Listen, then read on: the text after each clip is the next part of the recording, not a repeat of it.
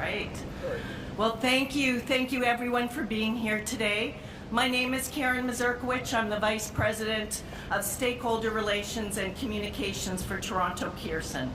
Today, Toronto Pearson CEO and President Deborah Flint will be providing an update on airport operations and the investigation following Monday's incident.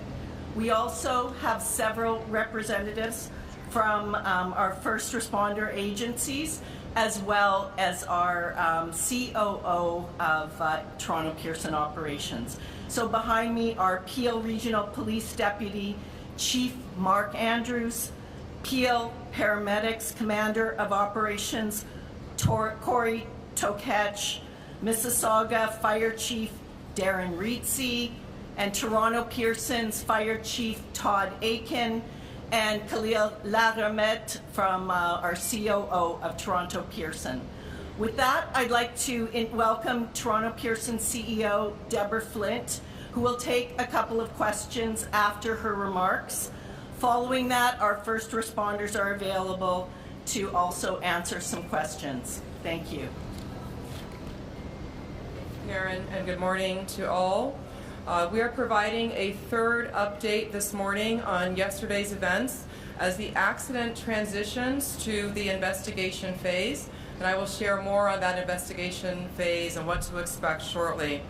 First, however, it's really important to recognize how grateful we are that there was no loss of life or life-threatening injuries in yesterday's accident. You know, every time you board a flight, you are greeted by flight attendants and by flight crew often. It's their job to make us comfortable and confident about the flight ahead, and they do an incredible job with that. But we saw the most important role that they play in action yesterday. The crew of Delta Flight 4819 heroically led passengers to safety, evacuating a jet that had overturned on the runway on landing that was amidst smoke and fire. I thank each and every one of these heroes, every flight attendant and crew member on Delta Flight 4819. I also thank every flight attendant and crew member across the industry. Thank you for all that you do every day and every night in service of safe air travel. In regards to the accident yesterday, at approximately 2:15 p.m., Delta Airlines Flight 4819 from Minneapolis to Toronto, operated by subsidiary Endeavour Air, was involved in a single aircraft accident upon landing at Toronto Pearson. The plane was carrying 4 crew and 76 passengers, among them 22 Canadians. Flight attendants, flight crews, and airport emergency workers and responders mounted a textbook response, reaching the site within minutes and quickly evacuating the passengers.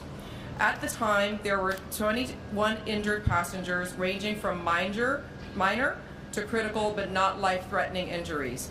A total of 19 passengers went to the local hospitals, with 2 more going to hospitals in the time period after. At this time, Delta Airlines has reported that 19 of those passengers have been released and 2 remain hospitalized. Our thoughts go out to all of the passengers impacted and their families. We have taken great time and care to extend care to each of the passengers that were here after the accident. That includes comfort as well as support in their emotional well-being in the hours since the crash. We have completed the reunification process for all of the remaining passengers, and we'll continue to care for them during this extended time. I will now give you more information about the operation and what to expect in the days ahead. From last Thursday to Sunday, Toronto Pearson saw extreme conditions, 2 separate snowstorms.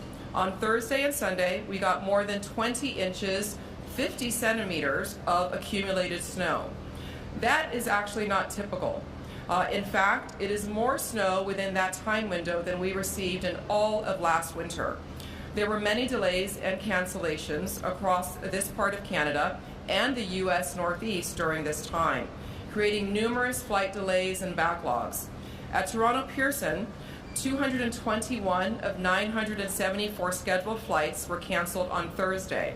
75 of 1,012 scheduled flights were canceled on Friday. 128 of 937 scheduled flights were canceled on Saturday, and 371 of 987 on Sunday. Monday was a clear day, though, and it was an operational recovery day for Toronto Pearson, with 1,006 scheduled flights. The results yesterday, in due part to the accident, were 462 scheduled flights canceled and 544 flights operated. Let's now talk about the investigation and what to expect in the next few days as we pivot to this phase. Last night, 7 members of the Transportation Safety Board of Canada arrived at Toronto Pearson to begin the investigation. 13 more of those investigators arrived today. Members of the U.S. Federal Aviation Administration are also here on site, participating in the investigation. As it is a Mitsubishi aircraft, Mitsubishi will be here on site as well, and Delta Airlines has sent their GO team who are already here on site. So what does this all mean for operations at Toronto Pearson today and in the days ahead? Our Emergency Operations Center does remain open, though operations on the runways resumed at 5 p.m. Eastern Time yesterday. We have been in recovery mode since resuming flights at 5 p.m. yesterday, catching up on delayed flights, and that continues into today as well. We are currently without use of our longest east-west and north-south runways. This and ongoing expected additional weather conditions today will affect how fast we recover operations, particularly with departure of aircraft. We do expect that the investigators on site will be reviewing the aircraft on its current configuration on the runway for the next 48 hours. And we are looking to get to support that investigation and the removal of that aircraft off the runway, at which point we can do our inspections and then return that runway into service. Toronto Pearson will continue to provide you all with operational updates, but this is now an active investigation time, and you can expect to start hearing more from the investigating authorities about the accident that happened here. We expect that the Transportation Safety Board of Canada will be issuing a statement with more information around that later this afternoon. In closing, I thank the industry, the community, and all of our employees here and across the sector for all the work that they are doing to support this incident and those affected, and that they do every day. Air travel remains the safest form of transportation. We are proud of that record here, and at times like these, we're very grateful and thankful of how the community and the industry comes together as one. Thank you. We'll now take a few questions. Folks who maybe can come up to. Okay. Hi there, Alex Capriello with NewsNation. A question about the conditions yesterday. Obviously, you just explained the extent of the snowstorms that came over the past few days. Wondering if there's been any developments or any comment about what exactly it was like on the runway in terms of iciness or wind gusts. Last night we heard the fire chief say that he did not believe that that played a role in this crash at all. Is that still the theory here? And if so, do we have any developments on what caused the crash if it wasn't weather related? Yeah, this would not be a time for us to have theory or to speculate on what caused the crash. So as I shared, we have a number of agencies that are here that are responsible for doing a thorough and full and complete investigation to determine all the causal factors, and we are looking forward to getting those results and to sharing those, and those will be shared very publicly once they are received. And I understand that if you don't want to speculate about the crash, but can you tell us then what the condition of the runway was like at that time of the impact? I mean, was it slick? Have your teams been able to determine that? I look forward to sharing all of that information at the proper time. Again, those are all the details that are going to be covered during this investigation, and that is active currently. VOC from the New York Times. I have one question and a follow-up. Does air traffic control handle CRJs differently than other aircraft in crosswinds? The air traffic control is responsible, NAV Canada, for all of the aircraft activity here at Toronto Pearson and in the surrounding areas. They will have to respond differently themselves as to how they manage those aircraft uniquely. How do you decide to pause operations because of wind, and who makes that decision? That is a cross-collective decision that is made between NAV Canada and the pilots during live operations. We are not pausing operations. We do have a slowdown in the operations due to 2 of our runways being closed for operations at this time, and those are the key contributing factors to the delays. Last question. There's no Delta or TSB representatives on the stage with you right now. Are you able to speak to why they're not present? We've been very much in communication with all of those involved, all of the agencies, Delta Airlines and others. We've all had quite extensive communication. They've been in our EOC, our Emergency Operations Center. So the system and the response to the accident is working as planned and going quite well with our partners. John Worrell with the Associated Press. 2 questions. One is the 2 people who remain in the hospital. Any timeline on how long they may remain? I do not have that information. Do you know what condition they're in? What we do know is that, again, 19 of those that were hospitalized are no longer hospitalized. The 2 that remain, none face life-threatening injuries from what we've been briefed and what Delta Airlines has released as well. And just finally, Deborah, given what we saw from all the videos that are on social media, and I'm sure what you've seen internally, how is it more remarkable that everyone was able to survive this incident? There are so many factors that lead us to have gratitude today. Again, I cannot commend enough the crew, the flight attendants, pilots, and our emergency responders for their quick and effective response. It's really incredible, and when you see that aircraft, it just makes you really thankful for all the safety checks that go into running this one of the world's safest air transportation systems. Okay, we'll take questions now from the first responders, please. Good morning, Momin Qureshi from 680 News Radio. My question really is, last check, the wreckage was still out there on the runway. I just wanted to know if we know how long that will be out there and what kind of impact that's having on service here at the airport. Yeah, so as I shared, yes, that the remains of the aircraft will remain on the runway while the investigators are performing their reviews. We expect that could be about 48 hours.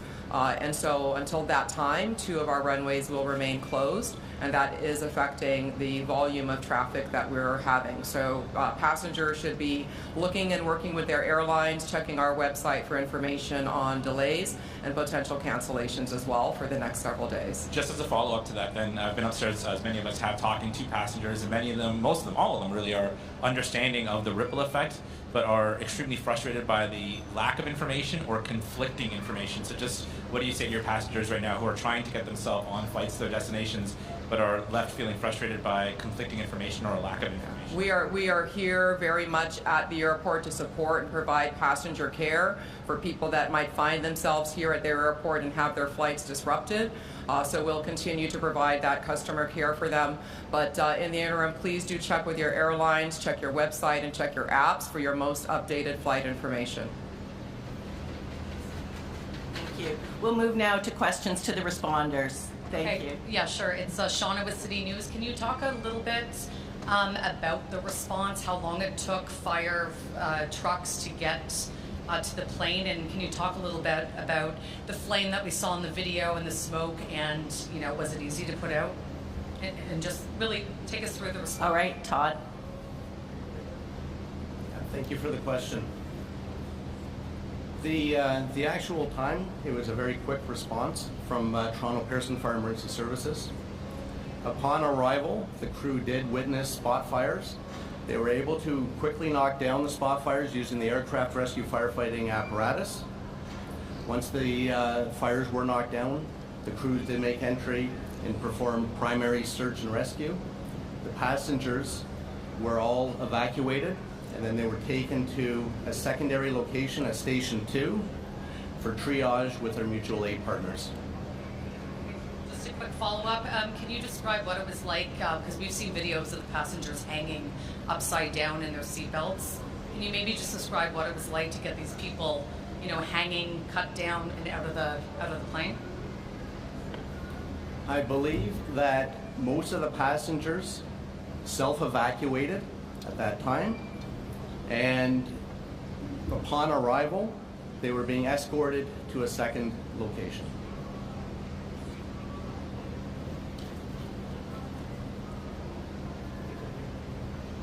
Hello, Nate Foy, Fox News. I'm just seeking some clarity from a first responder's perspective on the elements in your efforts yesterday. I know a lot of people are hoping for some clarity on what the fire chief said, and it sounds like you guys won't give us that, but can you tell me what it was like out there on the runway as you were doing your job?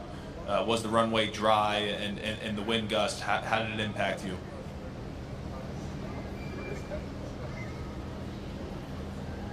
And like we mentioned, it's very early to make any conclusions. I know I provided a little bit of information yesterday for transparency. Today, now we have an active investigation. Therefore, any of those questions would have to be directed toward Transportation Safety Board.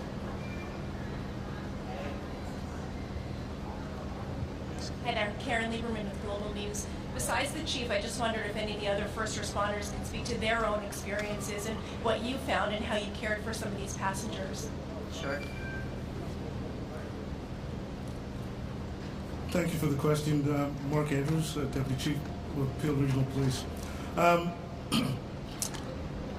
like to, before I answer the question, I'd like to say that our thoughts and prayers are with the 76 crew members and 4 passengers and their families that were impacted by yesterday's events, which fortunately had the best possible outcome for all of us. Our response as Peel Regional Police, we're the police of jurisdiction. We have a really robust presence here at the airport. We actually have a fully functioning division with 100 officers and civilians located. We have a presence on the public side and the private side. So we were able to respond in a very timely fashion along with our first responder partners. The conditions were difficult, but I will say this, that we regularly practice with our partners in fire and EMS and the GTAA and Transport Safety Canada. So we were prepared for this event, as extreme as it was. And our men and women, not only in policing, but across all the first responder services, did a tremendous job. And in my mind, no doubt saved lives. So I'd like to acknowledge that. There was some impact, on the police of jurisdiction being ourselves, not only here at the airport, because as you can imagine, we don't have surge capacity to deal with something like this the way they do in the private industry. We had, at one point we had 50 police officers responding to the circumstances here at the airport and the surrounding environment. What I'd like to do is thank our partners at the OPP, Commissioner Tom Creek and Chief Marion Demke, because they supported us through the aftermath of the incident. Officers to support both of our public. All in all, it was a great response by first responders supporting GTAA and our TSB partners, but it's something that we've practiced and we're well prepared for should this happen again going forward. Mississauga Fire and Communications Services received the 911 call. It's called a crash alarm, so we get it directly from Pearson into our communications center. So we had a very quick response. We had 6 apparatus from Mississauga Fire respond. It was a combination of aerials, engines, and squads. In addition, we sent our command vehicle and also a tanker. We also had an acting platoon chief, a district chief, and myself that attended the scene. I took a position within their emergency operations center. Just to reiterate what Deputy just said, annually our firefighters at a location called Festi. It's a training facility. Our primary response is to assist with water supply, search and rescue, rehab, and medical support. The Mississauga Fire and Emergency Services and Mississauga Office of Emergency Management participates in 2 annual emergency exercises that are held at Toronto Pearson International Airport each year, including a high-level tabletop command exercise and a full-scale boots-on-the-ground emergency exercise.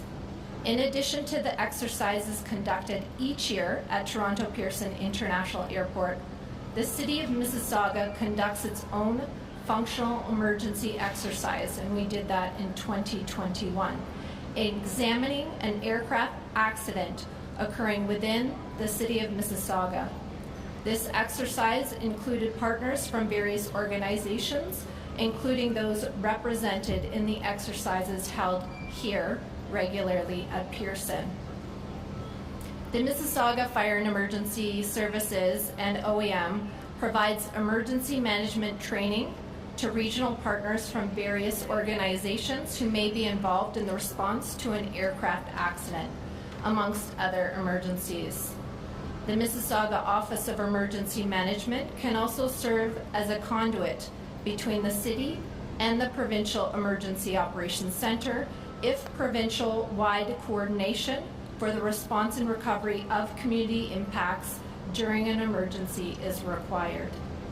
During an aircraft accident, the Mississauga Office of Emergency Management can assist in the coordination of providing municipal services if requested by our community partners who may be impacted in the event.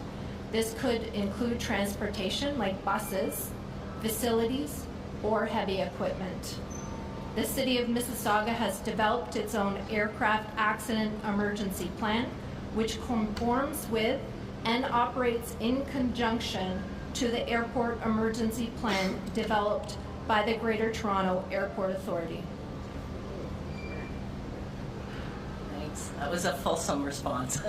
I just also wondered if anyone can speak to the nature of some of the injuries. Do you want to speak to Senator?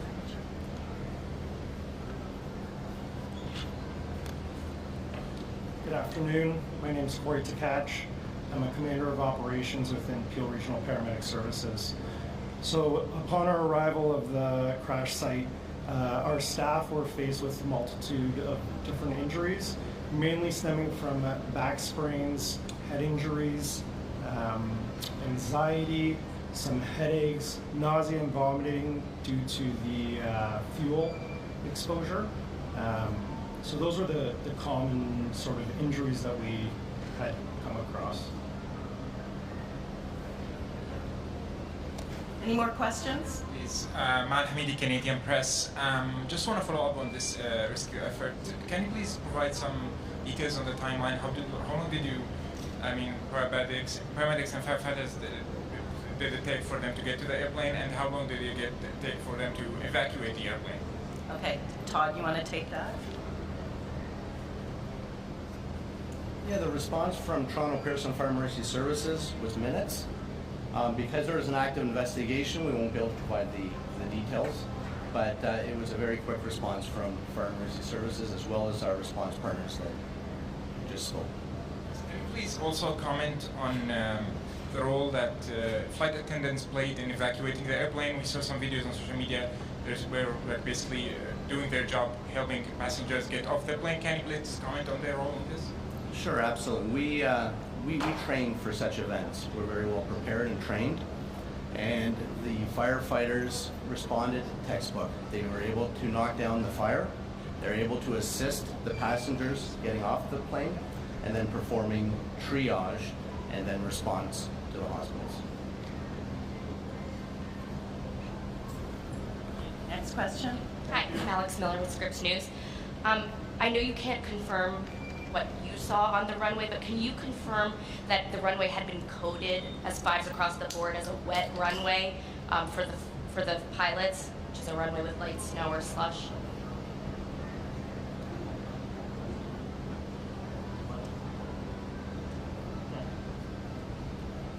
Yeah, like I mentioned mentioned earlier, because there's an active investigation, that will have to be directed towards the Transport Safety Board, please. Hi, Jessica Murphy, BBC News. I want to go back to something Mr. Andrews said. You talked about difficult conditions that rescuers face on the ground. I'm hoping you could go into a bit more detail. Sorry, with who said? Sorry? BBC. Oh, No, sorry, you... Peel Regional Police. Peel Regional Police? Thank you for that question. The conditions that I was speaking of is the environmental conditions, the cold, the wind, the fact that we were still having the occasional snow. But those conditions, again, that we're used to working in as first responders, and our people, along with the other first responders, did a tremendous job of responding in those conditions. It's part of the environment that we operate in. Megan Fitzpatrick from CBC News. Can you tell us about the child that was airlifted to Sick Kids? Do we know if the child was on somebody's lap or buckled in? What can you tell us about the nature of their injuries? No, we don't. I'm sorry. Don't know if the child Do was not on a know. lap? No, we don't have those details. Can you give us an age range of the passengers on the plane? We don't have that either. I would direct that to Delta. We're going to take 2 more questions. Okay. And just one more. Of the 2 that are in hospital, is one of them the child? We're not sure either. A question for fire. Flammable is it? How much time did that give you to tame it? Okay. Okay. It's on the agenda. Yes. Upon arrival, there was jet fuel and there was flames. We do have specialized aircraft rescue firefighting equipment that carries water, foam, and dry chem, and that it is utilized to smother and cover up the jet fuel to provide mean-free egress for the passengers. So we do have the appropriate equipment and the appropriate training to mitigate that emergency. Okay, we'll take the last question.